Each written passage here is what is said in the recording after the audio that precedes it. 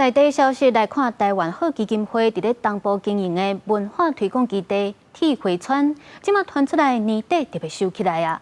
台湾好基金会表示，伫咧13当前，因带动东部的音乐发展，即马阶段性的任务已经完成啊。官府表示尊重基金会决定，不过若是因有需要找其他的场地，因嘛全力来协助。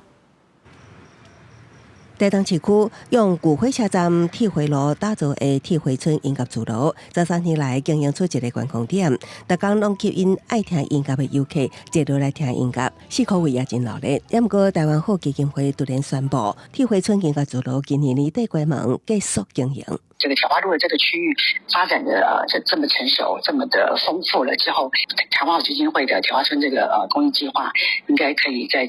这个地方画下一个圆满的句点。消息传出，不少游客赶紧翕相留念，感觉台东搁要消失一个观光基点。那铁花村阁是东部音乐文创的基地，结束经营也好音乐界感觉惋惜。对于游客来讲，就是还有不错的地方嘛，是有点可惜啦。可是如果他收掉换取更多不一样的话，其实也是一个机会啦。文创的背后，表演是它的表面嘛，它的背后是什么？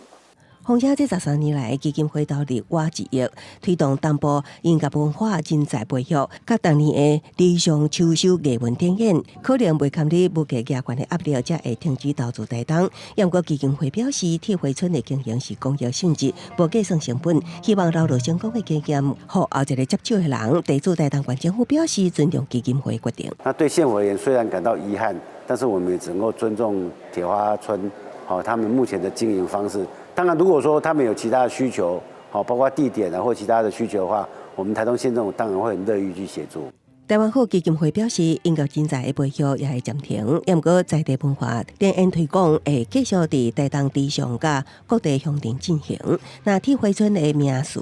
会一直留伫台东，未转去别个所在。记者综合报道。